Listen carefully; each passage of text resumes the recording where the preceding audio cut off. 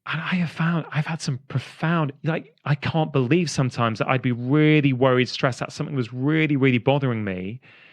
You'd do that. And the next day or the day out, you'd wake up like a different person, feeling calm, grounded, not getting triggered by things. And I really feel, generally speaking, until this little sugar thing recently, which I actually think is a good thing, because if I'm honest, I always think I'm getting to the core of the problems, and then until you've healed that, and then you find, oh, there's a few more layers of this onion to go through.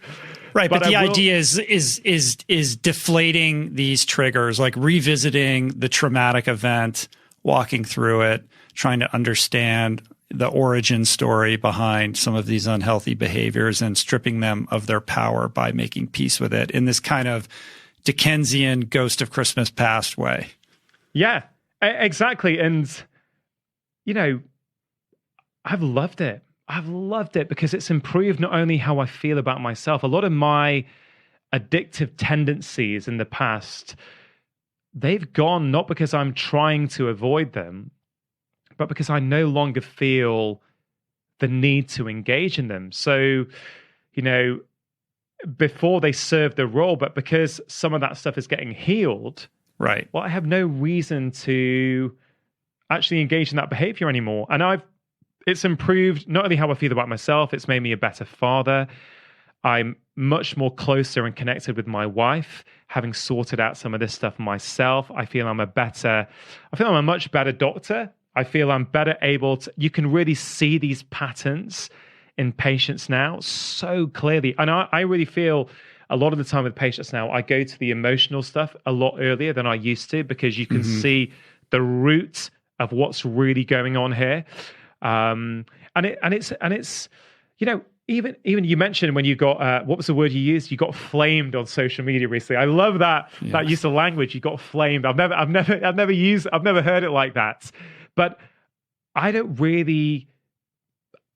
generally get triggered on social anymore in the way that I used to.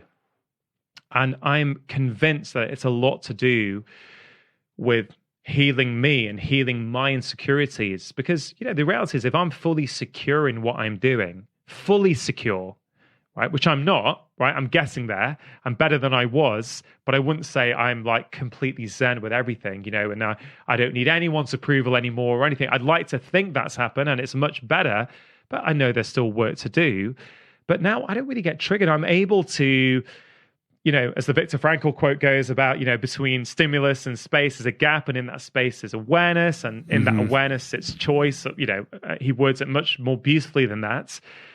But I really feel I'm able now to take a beat, be outside the situation and go, is there any truth in what they've said?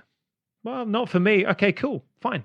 They may be having a bad day. They're taking it out on me. They think they know me because they hear me on my podcast or they see me on TV, but they don't really know me.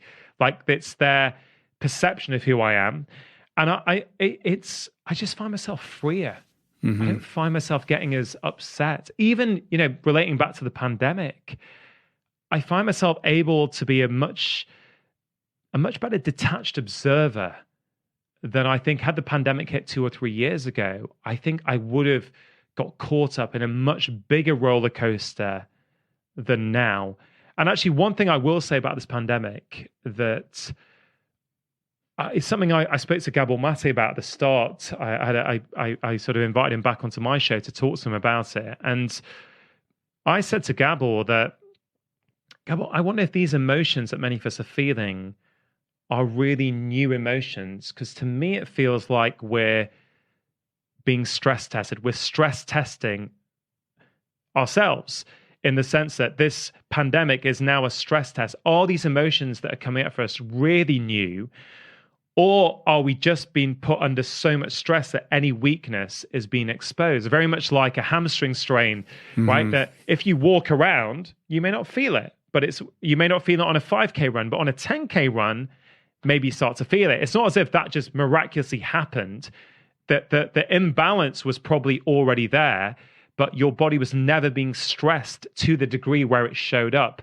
And I find that quite interesting, because sometimes I sort of feel, some of this stuff must be new. But other times I think, well, is this just deep insecurity that was already there that now is being properly exposed, which goes back to what you said about this being an opportunity. Because if you look at it through that lens, you're like, well, isn't this an incredible opportunity then? Right, shining a light on something that needs redress. And here you are, it's right in your face. And now is your moment to heal it.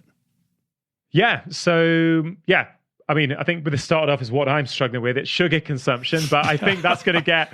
I'm optimistic. The long answer to the question. Exactly. Yeah. I don't know how we got here, but it was. I kind of lost myself in that, but it was. That's all right, man. That's your vibe. I've given you the long leash, and you're running with it. I knew that that's the way this conversation would go, and that's why I love you, brother.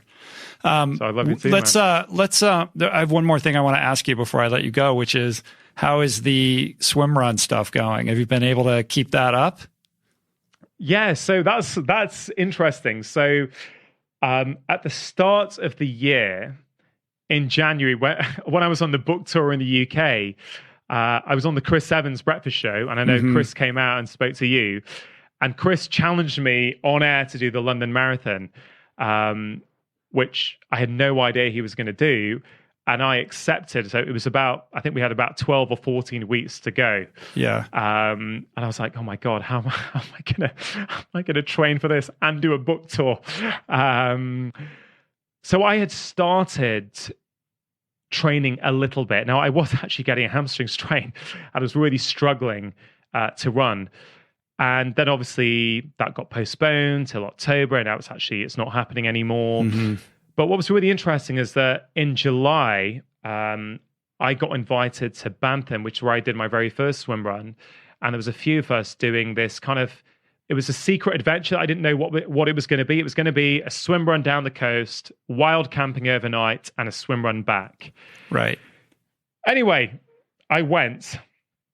I hadn't done Was that the thing that Ross Edgley went to also?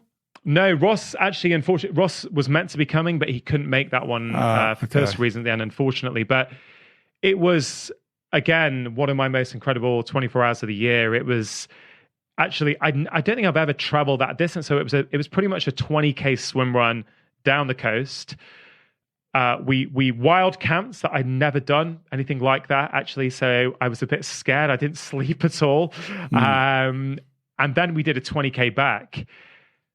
And I found it easy. I really enjoyed it. I had no idea that I could cover, 37 to 40K swimming and running. I like, if you'd gone back a year and a half ago, or even a year ago when I did the first swim run, it was 12 months ago when I couldn't even swim 100 meters without having a panic attack. Well, I don't think you'd ever put a wetsuit on until the day of the race, right? So correct. Yeah. But the learning curve. The learning curve. But but this goes back to what I am quite an extreme person. I will sometimes do stuff like this and be like, okay, yeah, fine.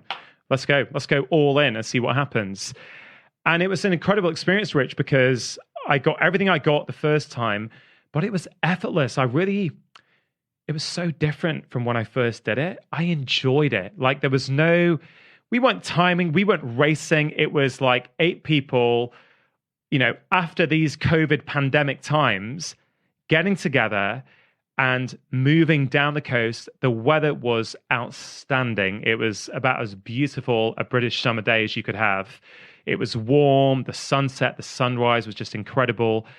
And it was just awesome. And then when I saw the distance the day after, because I wasn't wearing a GPS or anything, I was just like, I'm just going to trust these guys. I'm just going to go where I'm being taken.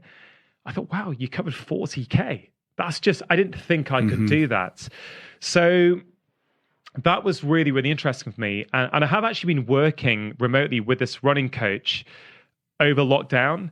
And I've got to say, Rich, this is a lady called Helen Hall, who I have had access in my life, particularly in the last few years, to really good coaches in various different strands in life. This lady is something special. Like, really, I've never come across someone with this sort of caliber.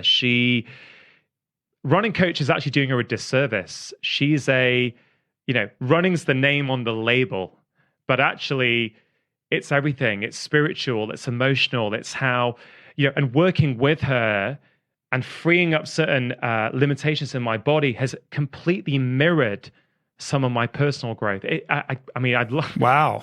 It's been that sounds interesting. I'd like to meet her. So she's not just writing a training plan for you. She's like this no. sensei. Yeah, she is. She's got. She's just incredible. Like, and her story. She doesn't look for any fuss, any PR. She just loves running, and she studies the human body and how it moves. And she's got this amazing machine.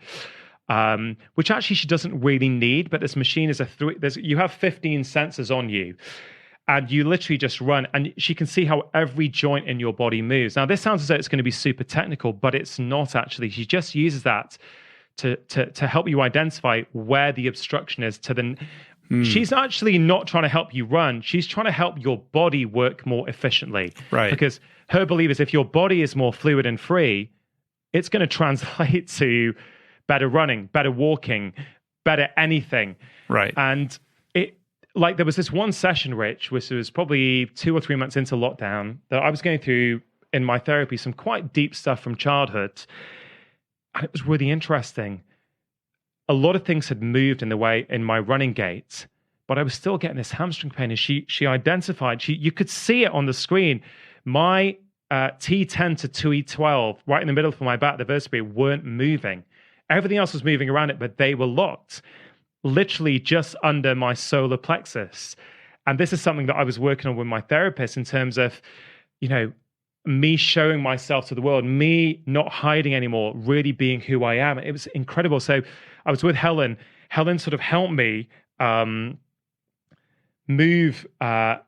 We did this 2 or 3 minutes of exercise where she helped me move my T10 and T11 vertebra. And then you go back on the machine, and suddenly my whole running gait's different. My hamstring's not hurting. It would take me quite a while to unpack it all, but it really took me back to the conversation I had, like you, with Sanjay Rawal about running as transformation, running as a spiritual pursuit. Spiritual practice. Yeah. This was not about running to do a marathon. This is not about running to get a PB. This was, oh my God, running is showing me the limitations I've got in my body and mind. And as I become freer mentally, I feel as though I'm becoming freer as a runner. And she's got the biomechanical evidence to show me that. So when these things can seem quite theoretical as concepts, you think, really? Did that really happen? Then you see it. You're like, wait a minute, that wasn't moving before. Now it is. Rich, next time we're in the UK. All right, so you got to, will she work with people remotely? Like, I want to do this. You got to connect me. Yeah, I will connect you. I'm sure she will. Let me connect you. I'll talk to you offline about this. And all right, does she have a website, though, if people are listening? Like, oh, you're just going to tell Rich, you're not going to tell everyone else? No, I think it's, look, you know what? I think she does. I think it's Helen Hall. If you look at Helen Hall Running Coach. All right, I'll find it and I'll put it in the show notes. Right. Yeah. But she's and phenomenal. are you still running in the Vivos? Like, I am. Working on the barefoot, because that's another thing that I've been practicing. Like, I've used, when I decided to pivot to this strength training, I decided, because I've always been fascinated by the kind of things that Tony Riddle talks about, like rewilding and trying to learn, a running style that is, essentially more human by doing the barefoot running. But I'm always training for something. I don't have time. But with this moment, I thought, here's my opportunity. So I've been wearing the Vivos, and I've started really small. I'm, doing the Feel Better in 5 methodology. I started with like a 5-minute jog, a 10-minute jog, and I'm up to about an hour now, but it's really forced me to pay attention to my gait, and I'm using some of the techniques and the tools that Tony talks about, but I'm kind of doing it myself, and I definitely could use a little guidance and instruction, but I'm enjoying it. And I've noticed it's changing my posture. It's changing how I land. It's changing my gait and how I carry myself, not just running, but throughout the day. Hey man, it's really exciting to hear that. As you know, I'm a huge barefoot proponent in general.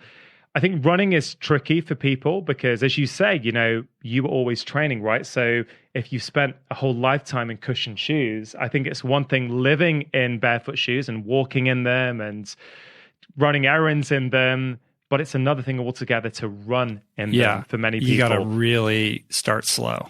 Yeah, but patient. For me, my whole journey into biomechanics, me getting rid of my crippling backache, which I had for 10 years, was through the lens of this chap called Gary Ward, who actually Helen has trained with. So it's all kind of quite unified, the philosophy, which is how do you get the body to move optimally? And Gary was the first person who said, your back problem is not a back problem. Your back problem is a right foot problem. I was like, what do you mean? He's like, your right foot is stuck in pronation, and that's going to have an effect up the chain. And he gave me a few simple exercises to get my right foot moving. Instantaneously, my back is like 80% better. This was, I don't know, 7, 8, 9 years ago. It's a distant memory. I used to be someone, you ask my friends, would say, oh, he won't be able to do that.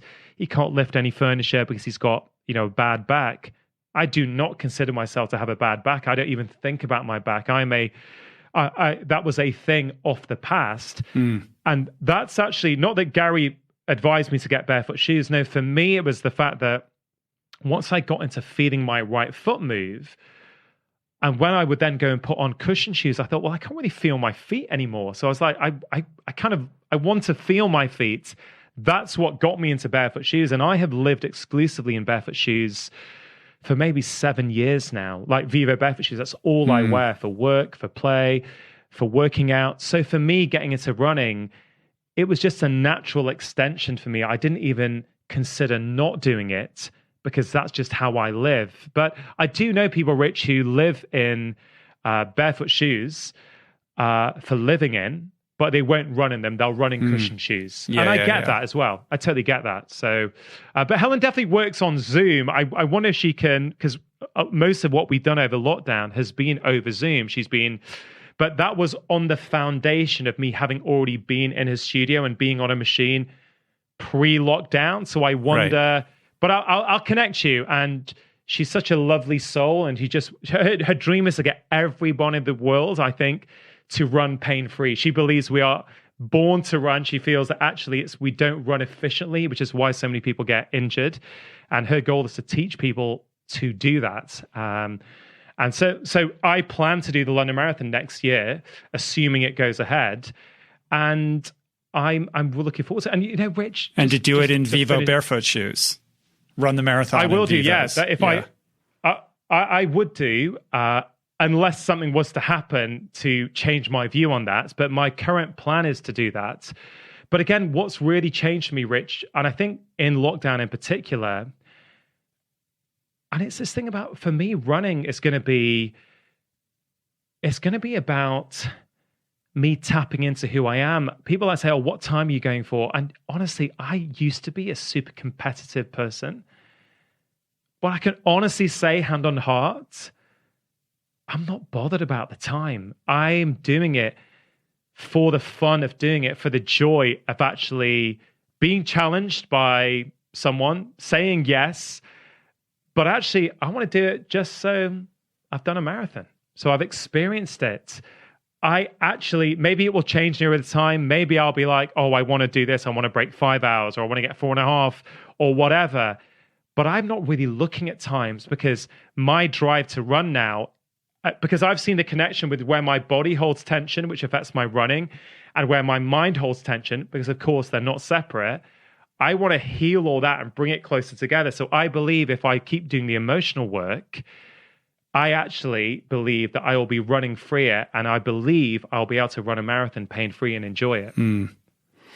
That's exciting, man. I'm excited for you. Yeah, definitely. Maybe I'll join you. Definitely for a swim run once the races start up again. Hey, man, let's do it. Let's do it for sure. I think you told me about one podcast meeting. Yeah, you told me about one that's coming up next year or something like that you wanted me to check out. I can't remember. Well, this is Vivo Barefoot, who I love as a company. They've helped me get into swimrun, and in Bantham, which is a very remote part of the UK, it is absolutely beautiful. That's where I sort of did my first swimrun. That's where I did the one in July. they're going to be hosting another really special. A lot of people who went to their swim runs have said they're the best they've ever been to. Like the whole experience, the kind of the terrain, the way it's put on is just incredible. And I just wanted to let you know what that date is, early doors next year. Say, hey, look, if you are traveling to Europe, if people are traveling back then, I just wanted to make sure that you had it on your radar, because you would absolutely love it. So if it happens, it happens. I'll put it on the calendar, assuming that we can get back to international travel, which I definitely am missing very much. So, all right, man, I'm going to let you go. I appreciate you. Congrats on the new book. Feel Better in 5. Fantastic. I hope that we can see each other in person soon. Meanwhile, everybody who's listening Rangan is really easy to find on the internet, but check out his podcast, Feel Better, Live More. Still killing it on the charts everywhere. All your books, and you're easy to find on Instagram is probably the best place. Rangan Chatterjee. Instagram there as well. Probably, yeah. Yeah. Anything else? No, man, just Rich, it's a pleasure to come on. I love our conversations. I don't know where they'll go. Frankly, sometimes it doesn't matter. They'll go where they're meant to go, right? Yeah. I appreciate everything you do, man. So I just want to acknowledge everything you do. You've been a huge inspiration to me. You continue to be so. So thanks very much for allowing me to come and speak to you on your amazing platform. My pleasure, and likewise, my friend. So until we meet again. Take it easy. Peace. Lance. Do you feel better? Do you feel better in 5? Do you feel better in 2 hours after having listened to that? I do. I hope you guys do as well. If you're new to me or Rangan, you can dial up our previous episodes together. That's RRP 376 and 486. Check out the show notes on the episode page at richroll.com to dig deeper into Rangan's world and his work.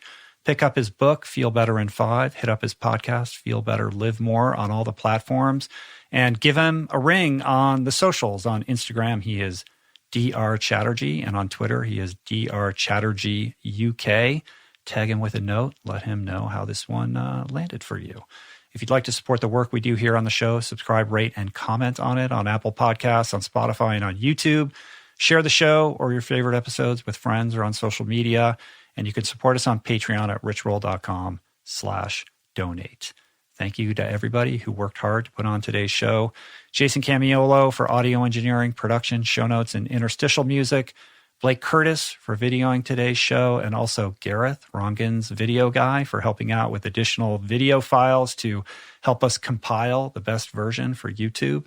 Jessica Miranda for graphics. Ali Rogers and Davey Greenberg, who generally do portraits, but not today because this was done remotely. DK for advertiser relationships and theme music by my boys, Tyler, Trapper, and Harry. Thank you for the love. I appreciate all of you guys. We're coming up with another roll on. Me and Adam are going to sit down in a couple days and bang one out for you. That should be available midweek, barring any kind of catastrophic 2020 emergency. Nothing is off the table right now, but that at least is the plan as of this moment. Until then, try to feel better in 5. Put some of that stuff into motion. Try to create a little momentum around a couple new healthy habits, and then hit me up and let me know how it's going. Until then, peace. Lance. Namaste.